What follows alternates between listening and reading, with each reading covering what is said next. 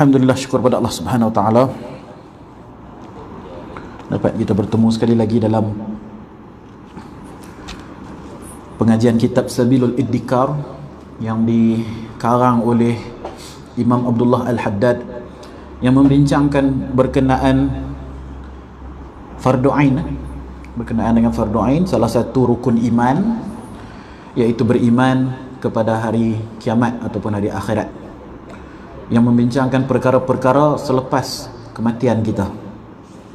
Kita di muka surat 38. Baik, pertama sekali kita betulkan dulu niat kita duduk dalam majlis semata-mata untuk mendapatkan keredaan Allah Ta'ala dan untuk ikut sunnah Nabi SAW.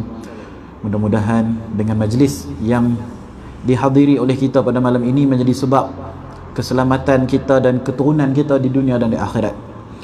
Kalau amalan-amalan kita ni tak menjadi sebab keselamatan kita, maka semua amalan kita tu adalah sia-sia. Kita tak maulah macam tu. Jadi kita minta pada Allah, mudah-mudahan amalan ni walaupun sikit, tapi Allah Ta'ala pandang dan Allah Ta'ala terima. Dan bila Allah Ta'ala terima, maka bahagialah kita semua. Baik, ada sebuah hadis yang berbunyi, ajiba rabbuka min syabbin la sabwata lahu. Telah ta'ajub Tuhanmu dari seorang pemuda la sabwata lahu, yang tidak pincang fikirannya, yang tidak rosak fikiran dia. Rasulullah sallallahu alaihi wasallam telah menghitung dalam bilangan orang yang dilindungi Allah Ta'ala dalam naungannya pada hari tiada naungan melainkan naungan Allah, iaitulah seorang pemuda yang sedang meningkat umurnya, amat gemar dalam mengerjakan ibadat kepada Allah Ta'ala. Ada disebutkan dalam sebuah hadis bahawa ketika kita dikumpulkan di padang mahsyar nanti, matahari begitu terik seolah-olah berada sejengkai, satu jengkai lah, sejengkai daripada kepala kita. Bukan matahari itu duduk sejengkai, dia punya kepanasan dia, panas dia tu seolah-olah berada sejengkai di atas kepala kita. Dan tidak ada ketika itu tempat untuk kita mengambil lindung. Sebab apabila dunia ni dikiamatkan dan Allah Ta'ala kembalikan balik dunia ini, Allah Ta'ala kembalikan balik bumi ini akan dihamparkan macam kapet. Jadi tak ada dah gunung, pokok, apa semua tak ada. Dia hanyalah satu padang yang licin, kosong, tak ada apa. Tak ada sebatang pokok pun untuk kita berteduh di bawahnya. Tidak ada satu bangunan pun yang kita boleh berada di bawah bayang-bayang dia. Dan matahari begitu terik seolah-olah sejengkai di atas kepala kita. Jadi tak boleh nak bayang betapa panasnya ketika itu. Dan Nabi SAW menjanjikan ada 7 golongan lah yang Allah Ta'ala akan datangkan arasnya daripada langit yang ke-7 turun ke langit bumi dan memberi naungan, memberi bayang. Dia boleh berlindung di bawah bayang arash itu. Ada 7 golongan. Salah satunya ialah pemuda yang pada waktu malamnya dia menangis kerana takutkan Allah. Bila disebutkan pemuda ni, makna kata dia masih lagi dalam keadaan umurnya itu suka berhibur, suka kepada benda-benda dunia, suka benda yang tidak mengingatkan kepada akhirat. Jadi dalam hadis ni beritahu, ajiba rabbuk min syabbin la sabwatalah. Telah ta'ajub. Ta'ajub ni macam terkejut lah, tapi tak boleh nak nisbahkan sifat terkejut tu kepada Allah Ta'ala. Ini hanya permainan kata sahaja. Sebab Allah Ta'ala ni bebas daripada bersifat dengan mana-mana sifat makhluk. Ini hanyalah perumpamaan sahaja. Jika nak dibandingkan dengan kita ta'ajub, terkejut, sedih, marah, itu perasaan manusia, tak boleh disabitkan pada Allah. Tapi Allah Ta'ala menggunakan perkataan-perkataan itu untuk memberi gambaran kepada kita. Bila kita buat sesuatu yang Allah suka, Allah gembira. Kita buat sesuatu yang Allah tak suka, Allah murka. Bila kita buat sesuatu yang berlawanan dengan adat, di saat orang-orang muda ni banyak duk lalai, tak mau pi mengaji, tak mau semayang dan sebagainya, tiba-tiba ada pemuda yang masih muda umur dia, dia nak kepada Allah Subhanahu wa taala, dia nak kepada ibadah-ibadah, maka ajiba rabbuk, ta'ajjub akan Tuhanmu dari seorang pemuda yang mana tidak pincang fikiran dia. Jadi orang yang mendekatkan diri kepada Allah ni ialah orang yang otak dia tu straight. Sebab itulah disebutkan dalam Al-Quran surah Fatihah, tiap-tiap hari kita baca ihdinas siratal mustaqim. Mustaqim ni jalan yang lurus ya, tak ada bengkak-bengkok. Kalau kita bengkak-bengkok, kita pergi kanan, kita pergi kiri, itulah orang yang sabwah. Sabwatun, dia ada kepincangan dalam kepala dia. Ada benda yang menarik perhatian dia untuk pergi ke kanan ataupun ke kiri. Jadi Allah Ta'ala sangat gembira dengan pemuda yang mana begitu kuat godaan dia, tetapi dia memilih untuk takut kepada Allah dan menangis di waktu malam. Maka dia ni mendapat satu tempat yang khas di padang mahsyar nanti untuk dilindungi di bawah arasy Allah Subhanahu wa taala di saat semua orang dalam keadaan kepanasan. Diriwayatkan daripada sebuah hadis qudsi. Hadis ni dia terbahagi kepada dua. Hadis nabawi dengan hadis qudsi. Hadis nabawi ialah hadis yang daripada Nabi sallallahu alaihi wasallam sendiri. Nabi sallallahu alaihi wasallam bersabda, qala Rasulullah sallallahu alaihi wasallam, kalau dalam bahasa Arab dia lah. Bersabda Nabi Muhammad sallallahu alaihi wasallam, itu hadis nabawi, perkataan Nabi. Nabi yang berkata. Nabi yang berkata daripada sanubari Nabi sini. Satu lagi hadis qudsi. Hadis qudsi Allah Taala yang berfirman. Tetapi Nabi SAW menyampaikan menggunakan bahasa kita, menggunakan bahasa yang mudah kita faham. Jadi kalau dalam bahasa Arab dia, qala Rasulullah sallallahu alaihi wasallam, qala Allah Taala, macam tu. Telah bersabda Nabi SAW bahawa Allah berfirman. Itu hadis qudsi kita panggil. Daripada perkataan Al-Quddus. Allah Taala itu Al-Quddus. Jadi hadis ada dua, hadis nabawi, hadis qudsi. Yang dalam ni dia bagi tahu kata apa? Diriwayatkan daripada sebuah hadis qudsi daripada Allah Taala itu sendiri, bahawasanya Allah telah berfirman, wahai pemuda yang membelakangi syahwatnya kerana aku, engkau di sisiku sama tempat dengan setengah para malaikatku. Orang pemuda, pemuda lah, kalau orang tua-tua ialah sebab dia sudah, orang kata dah tawak dah dengan dunia. Tawak dah dengan dunia, lutut pun tak apa nak kuat dah. Berbanding dengan orang muda, masih lagi duk orang kata tengah duk panas lagi, tengah duk panas lagi, tiba-tiba dia membelakangkan syahwat dia membelakangkan godaan-godaan yang seumur dengannya itu, dan dia pergi kepada Allah menjadi orang yang soleh, seolah-olah dia akan mati pada esok hari. Allah Ta'ala bagi tahu kata apa? Aku tempatkan engkau di kalangan para malaikatku. Dia akan naik dia punya status dia ataupun ranking dia, orang putih kata, setengah malaikatku. Baik. Lantaran itu maka sudah sewajarnya lah seorang pemuda itu bersungguh-sungguh memelihara masa mudanya. Pasal apa dia cerita pasal pemuda? Sebab ini kan kitab yang menceritakan tentang umur. Kan? Sebelum ni kita cerita tentang baby. Lepas tu cerita pasal dia naik umur sikit jadi kanak-kanak. Ini sekarang ni kita masuk fasa remaja. Fasa remaja. Lepas ni baru kita akan masuk fasa orang tua-tua pula. Lepas tu barulah kita akan cerita tentang kubur, apa berlaku dalam kubur. Lepas tu cerita tentang alam barzakh tu, segala yang berlaku di dalam alam barzakh, dibangkitkan sampailah tak akhir sekali masuk syurga Allah Subhanahu Wa Taala.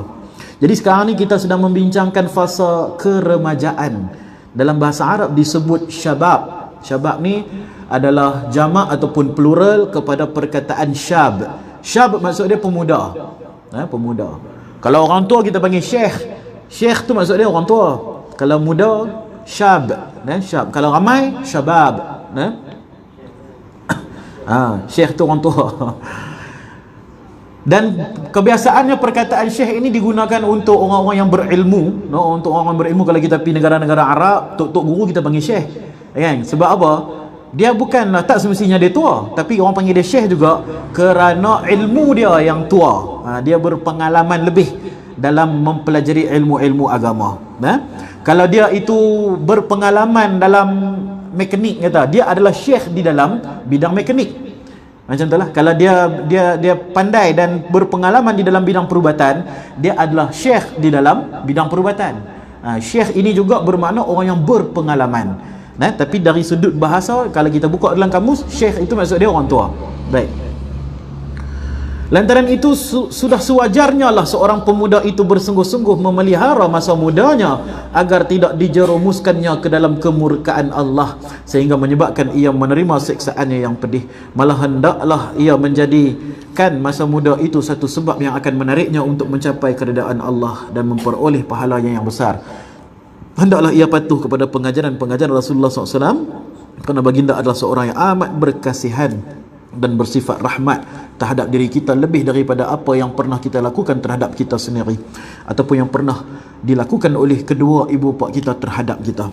Nabi SAW bersabda, "Ightanim khamsan qabla khamsin, syababaka qabla haramik, wa sihhataka qabla saqmik, wa faraghaka qabla syughlik, wa ghinaka qabla faqrik, wa hayataka qabla mautik." Rebutlah peluang 5 sebelum 5. Yang pertama masa muda sebelum datangnya masa tua. Masa sihat sebelum datangnya masa sakit. Masa yang lapang sebelum tibanya masa yang sempit ataupun sibuk. Masa ketika kamu kaya sebelum tiba masa kamu menjadi papa kedana. Dan masa ketika kamu hidup sebelum tiba masa mati. Dulu kecil-kecil dulu ada lagu Raihan kan, dia pun nyanyi lagu ingat 5 perkara sebelum 5 perkara kan. Dia ambil daripada hadis. Ini hadisnya. Hadis itu daripada Nabi SAW sendiri. Nabi yang bagi tahu ingat rebutlah 5 perkara sebelum datang 5 perkara. Muda sebelum tua, sihat sebelum sakit, lapang sebelum sibuk, kaya sebelum miskin, dan hidup sebelum mati. Ambillah peluang sebelum kita mencapai sikit demi sikit perkara tersebut. Bersabda Rasulullah SAW lagi, "La tazulu qadama 'abdin ay min mawqifil qiyamah hatta yus'ala an arba' an umrih fima afnahu wa an syababih fima ablahu wa an malih min ayna iktasabahu wa fima anfaqahu wa an ilmih fima amila bih." Bersabda Nabi SAW yang bermaksud kedua kaki anak Adam, kita semualah, akan tetap berdiri di hadapan Tuhannya pada hari kiamat. Makna kata di padang mahsyar nanti, apabila kita dihadapkan di mahkamah Allah, Allah Ta'ala akan tanya kita, tidak akan berganjak kaki anak-anak Adam ni, kita semua. Kita semua ni akan berdiri di kandang pesalah. Di kandang pesalah macam kita duk tengok di mahkamah tu, dia ada kandang pesalah kat situ kan, kandang yang tertuduh. Lepas tu akan dibicarakan apa masalah dia ni. Tidak akan berganjak dia daripada kandang tertuduh itu sehingga selesai ditanya kepadanya 4 perkara. Pertama sekali akan ditanya tentang umurnya. Untuk apa ia dihabiskan? Hidup dia 70 tahun.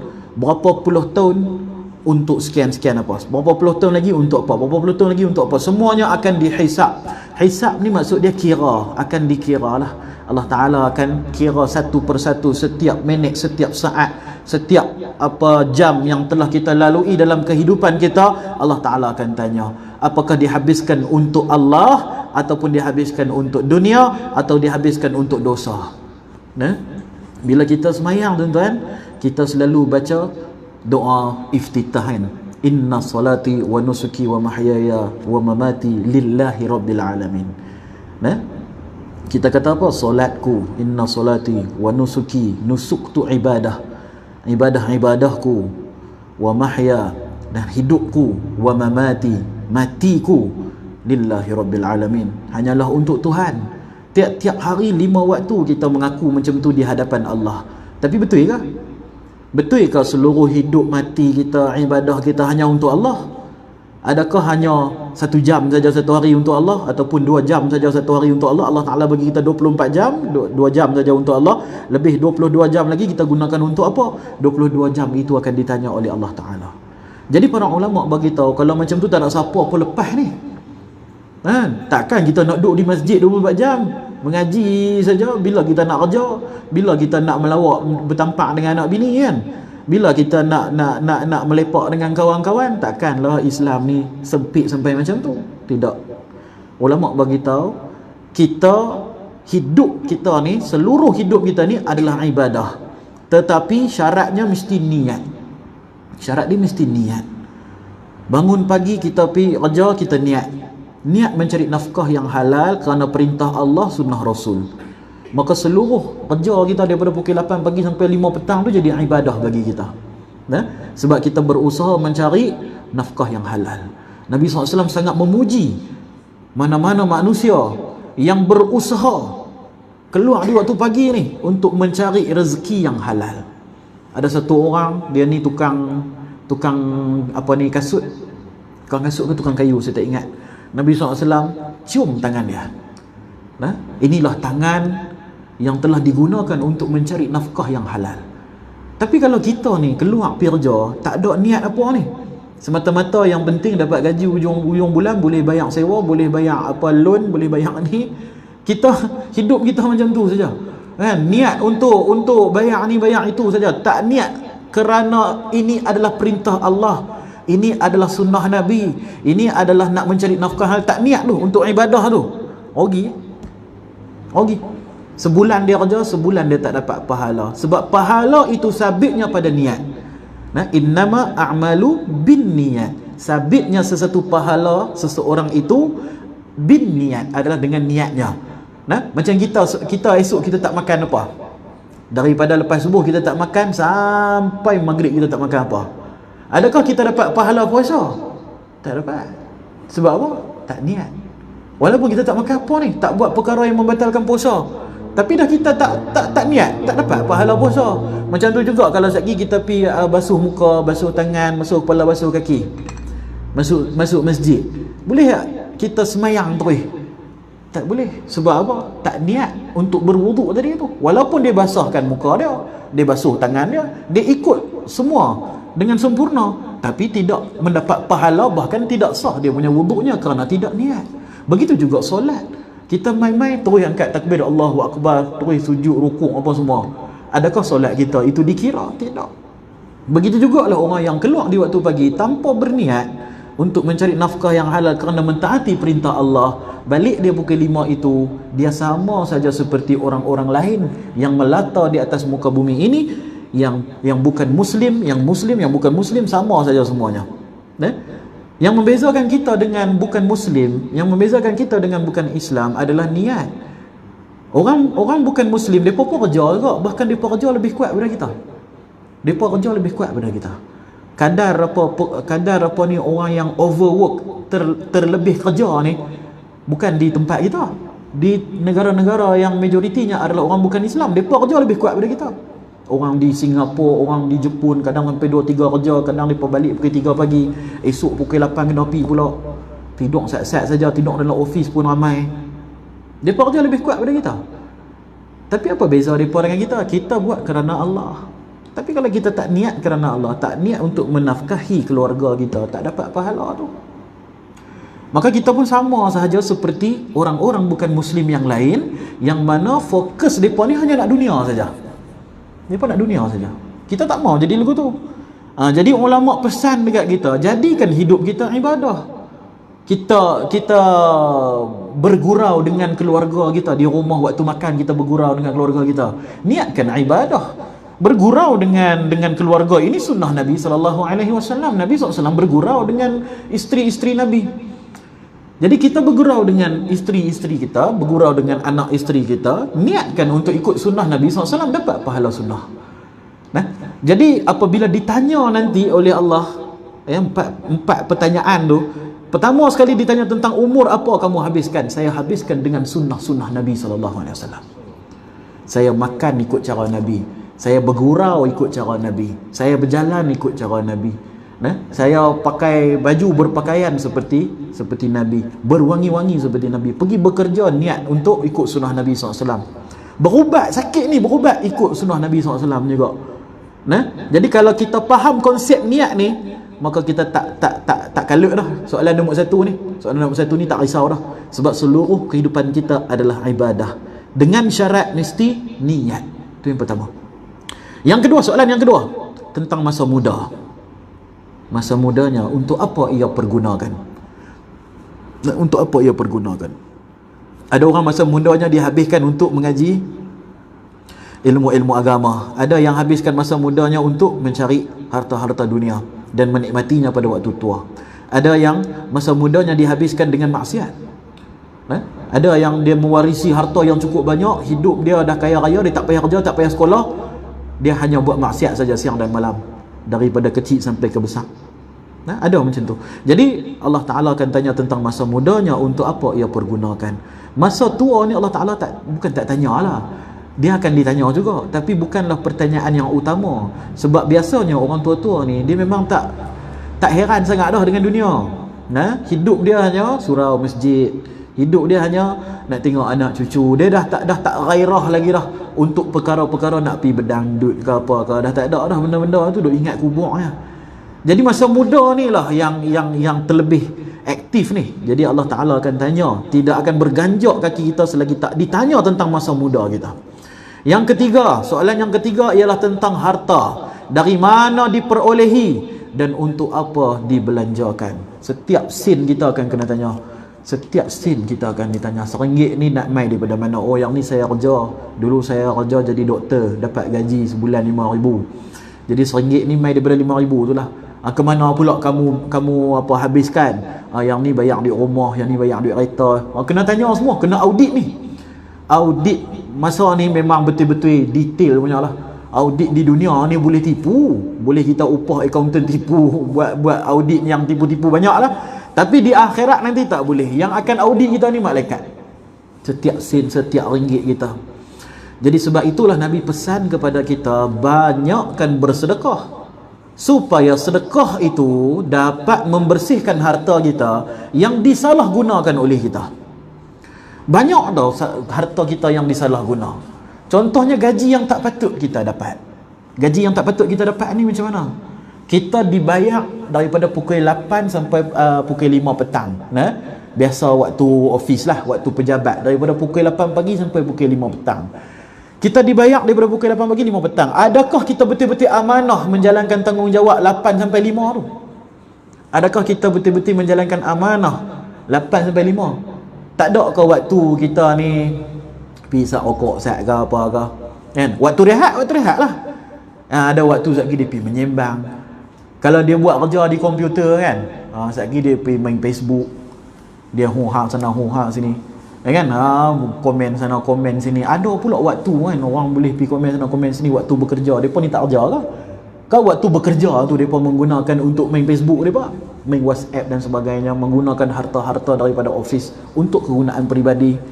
Jadi kita kena tanya pada diri kita, gaji yang kita dapat tiap-tiap bulan tu, berapa yang kita berhak sebenarnya? Kalau kita dibayar per jam, lebih lagi. Kalau kita dibayar per jam, mungkin kita gaji kita kata RM5,000, mungkin RM4,000 saja yang berhak pada kita, RM1,000 lagi tak berhak pada kita. Kerana kita telah mencuaikan amanah. Yang itu yang akan ditanya nanti. Itu yang akan ditanya. Sebab itulah Imam Sultan Umar bin Abdul Aziz Sultan Umar bin Abdul Aziz tu, dia tiup pelita tu. Bila anak dia mai ketuk pintu, "Pak, ada benda nak bincang." Dia tanya pada anak dia, nak bincang perkara peribadi ke, perkara keluarga ke, perkara negara? Perkara keluarga, dia kata. Jadi dia tutup pelita tu. Lepas tu dia angkat kapek dan duduk di atas lantai. Tak duduk atas kerusi, angkat kapek, duduk di atas lantai. Anak dia pelik pasal apa ni, Pak? Dah hang kata nak bincang hai keluarga. Hak ni semua harta-harta kerajaan belaka. Ini semua menggunakan duit-duit rakyat belaka ni. Meja, kapek, pelita, semua ni pakai duit rakyat. Aku tak boleh gunakan harta rakyat untuk menguruskan keluarga aku. Aku kena guna harta aku sendiri. Tapi sekarang ni harta dia tak ada kat situ, semua harta kerajaan. Ini punya amanah ni.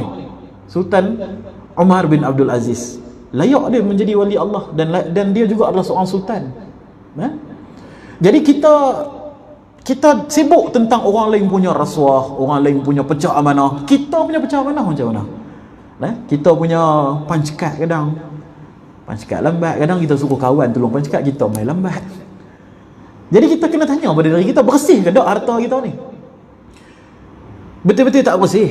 Kita kena akui tak bersih. Jadi macam mana nak bersihkan? Ialah dengan banyak menginfakkan ia ke jalan Allah. Banyakkan bersedekah, masuk dalam tabung-tabung masjid ni, ada buat apa tu, bagi-bagi bekas apa semua ni kan, bagi bantu orang-orang fakir miskin dan sebagainya, bagi ke pusat zakat ke apa ke. Yang penting bersihkan harta. Zakat itu datang daripada perkataan zakiyun, maksud dia suci.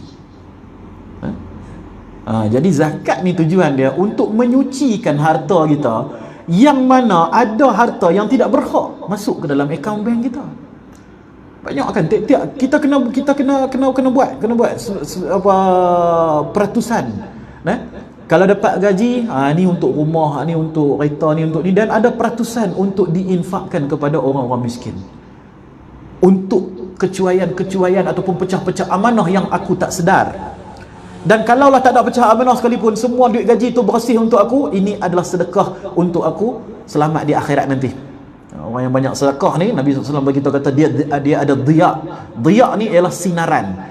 Jadi bila dia banyak bersedekah, badan dia akan bersinar dan dia akan mudah untuk lalu di titian sirat, akan duduk dalam kubur pun bercahaya.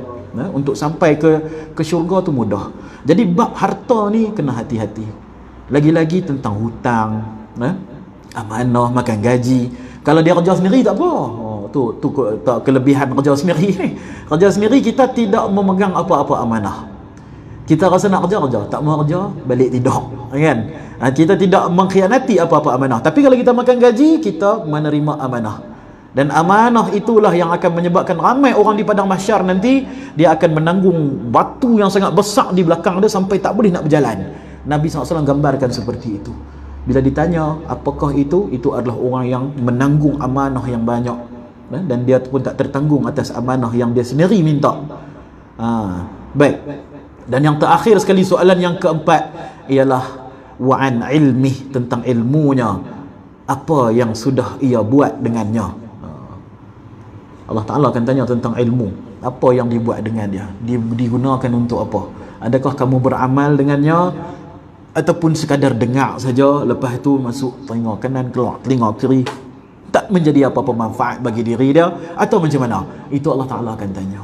Jadi kita cubalah dalam banyak-banyak kuliah, pengajian, kitab-kitab yang kita mengaji, kita pertama sekali niat untuk beramal. Sebab dalam hadis bagi tahu, siapa yang berniat untuk beramal sesuatu tapi dia tak buat lagi, dia dapat dah satu pahala. Dan kalau dia buat amalan tu, yang dia niatkan tu, dia akan dapat 10 sehingga ke 70,000 kali ganda, berdasarkan kekuatan niat dia itu. Jadi bila kita masuk saja dalam mana-mana kuliah, mana-mana ustaz sekalipun, duduk saja dalam hati niat nak beramal. Ya Allah, berilah aku taufik, hidayah, kekuatan untuk aku beramal dengan isi kitab ini. Apa yang dipelajari pada hari ini, aku niat untuk beramal dengannya. Walaupun kita tak buat, tapi kita akan dapat pahala setiap apa yang diajarkan dalam kitab. Niat untuk beramal. Sekurang-kurangnya ada niat. Nanti kalau Allah Ta'ala tanya nanti, hang duduk mengaji sana, mengaji sini, buat apa dengan ilmu tu? Adalah niat untuk buat tapi tak kesampaian. Tak apa, ada juga niat. Ni niat pun tak ada, tak boleh lah. Jadi kita niat dalam hati kita untuk beramal. Baik, itu hadisnya lah. 4 perkara yang akan ditanya, dan tidak akan berganjak kaki anak-anak Adam selagi 4 soalan itu tidak dijawab. Yang pertama tentang umur, untuk apa dihabiskan. Kedua tentang masa muda, untuk apa dipergunakan. Ketiga tentang harta, daripada mana dia peroleh dan untuk apa dibelanjakan. Dan yang terakhir tentang ilmunya, apa yang dia sudah buat dengannya. Masa muda itu ialah waktu yang sepatutnya dihabiskan untuk mencapai sifat-sifat mulia, menambah ilmu pengetahuan dan merebut kedudukan tinggi dalam urusan agama. Dan seumpamanya, sehingga ada yang bermadah menunjukkan maksud yang tersebut, idza balagal fata 20 aman wa ajazahul fikharu fala fikhar. Jika seseorang pemuda mencapai umur 20 tahun belum mendapat kemegahan, nescaya tiada kemegahan lagi baginya. Mana kata waktu muda ni lah dia aktif, nak mencapai apa sekalipun, inilah pada waktu muda lah kita buat. Berkata itu syair tadi, bukan hadis, syair. Yang lain pula berkata, ni syair juga, idza lam tasud fi layali syabab fala sudta ma 'ishta min ba'dihinna wa hal jullu 'umrika illa syabab khuzil khatta minhu wala tuhmilana. Jika engkau tidak berpangkat ketika hari-hari muda, alamat tidak berpangkatlah hidupmu sampai ke hari tua. Bukankah umur yang berharga itu masa usia masih dewasa? Rebutlah peluang itu dan jangan biarkan ia berlaku sia-sia. Ini adalah syair. Ini bukan hadis ke apa, syair. Syair ini adalah untuk memberi motivasi kepada kita supaya tidak mensia-siakan umur muda kita. Kalau kita nak kejar cita-cita kita, kejarlah ketika muda, sebab pada waktu tua nanti adalah untuk menuai hasil, untuk menuai hasil. Baik. Kerap kali para salafus soleh yang diberkati Allah Ta'ala umurnya sehingga mencapai umur tua pun mereka tetap mengerjakan kebajikan dan ketaatan pada jalan Allah. Di samping itu mereka sentiasa menggalakkan pemuda-pemuda untuk memelihara masa mudanya dan supaya tidak menyia-nyiakan pada perkara yang tidak menentu. Mereka sering mengingatkan, gunakanlah peluang masa muda kamu ini untuk mengerjakan perkara yang baik. Bila kita dah tua, kita akan pening kepala tengok anak-anak muda. Apa nak jadi dengan anak-anak muda zaman sekarang? Masa kita muda dulu, pak-pak kita pun cakap benda yang sama, kan? Pak-pak kita pun cakap di muka kita, apa nak jadilah anak-anak zaman sekarang ni. Kita dah besar, kita tengok pula anak-anak kita pula kata apa nak jadi dengan budak-budak zaman sekarang. Nanti anak-anak kita bila dia besar, dia pula akan tengok generasi yang seterusnya. Sebab memang budak-budak remaja-remaja ini perangai dia itu tidak menentu, fikirannya pincang, dia punya personality dia punya pendirian dia itu tidak teguh. Jadi sebab itulah syabab, pemuda-pemuda yang mana fokus untuk mendapatkan akhirat, ajaba rabbuk, ta'ajub akan Tuhanmu akan keadaan orang tadi itu. Allah Ta'ala ta'ajub dengan keadaan orang tadi itu. Macam mana dia ni? Dia ni pemuda, tetapi dalam masa yang sama dia juga memelihara agamanya. Jadi bila kita dah tua, kita pun akan ingatkan orang muda, pergunakanlah umur kamu ni sebaik mungkin, jangan jadi macam kami. Kami ni banyak masa lalu ni dihabiskan macam tu saja. Jadi kita akan menyesal. Baik, yakni sebelum kamu sekalian mencapai umur tua di mana kamu akan menjadi lemah dan berat untuk mengerjakan amalan-amalan soleh, padahal mereka dalam keadaan serupa itu pun mereka masih melebihi pemuda dalam mengerjakan kebajikan dan lebih banyak berusaha untuk menunjukkan diri kepada ketaatannya.